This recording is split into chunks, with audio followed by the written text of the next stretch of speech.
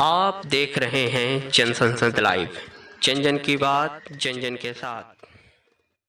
Mutton chops या हो biryani, dish तो बस मेहरान की है खानी।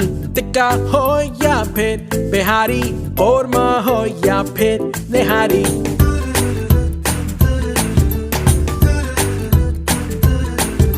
सीख कबाब या फिर कढ़ाई, हांडी तो बस मेहरान से पकाई। हमारी रेसिपी से बन जाओ माहिर, ट्राई करोगे तो खाना छोड़ दो कि बाहर। स्पेशल खाना रोजाना। वफा जिनसे की बेवफा हो गए, वो वादे मोहब्बत के क्या हो गए।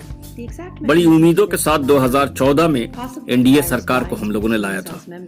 उम्मीद थी हम लोगों के अच्छे दिन आएंगे, लेकिन सरकार के आते ही अपने एजेंडे पर काम करना शुरू कर दिया। भारत में आधुनिक बैंकिंग की शुरुआत ब्रिटिश राज में हुई थी। 19वीं शताब्दी की शुरुआत में ब्रिटिश ईस्ट इंडिया कंपनी ने 3 बैंकों की शुरुआत की, bank of Bengal, bank of Bombay और बैंक ऑफ मद्रास। भारत में बैंकों का इतिहास आजादी के बाद का है।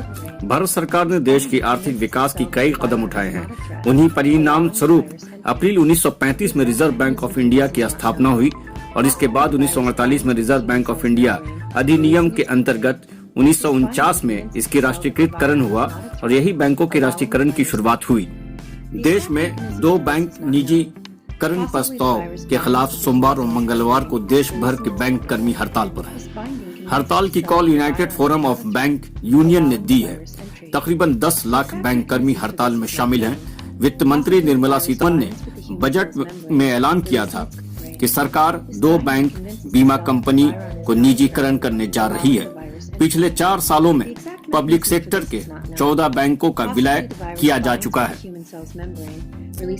जो भी डिसीजन आएगा आगे की लड़ाई के लिए हम लोग तैयार हैं। हम लोग प्राइवेटाइजेशन के खिलाफ पुरजोर आवाज उठाएंगे, क्योंकि भारतवर्ष में एक नेशनलाइज बैंक का बहुत ही अहम रोल है। सुदूर इलाके में जहाँ पे कोई नहीं पहुँचता है, वहाँ नेशनलाइज बैंक पहुँचती है। और आज आप उसको प्राइवेटाइज करके वो पहुंच खत्म कर दें, यानी जन विरोधी नीति के तहत आपका जो काम है उसका हम लोग समर्थन नहीं करते। अपने परिचय दीजिएगा। Vinod Kumar Mishra, Allahabad bank officer association का जनरल सेक्रेटरी, गया। अगर केंद्र सरकार इसी तरह फैसले लेती रही तो वो दिन दूर नहीं कि भारत सरकार प्राइवेट लिमिटेड हो जाएगा।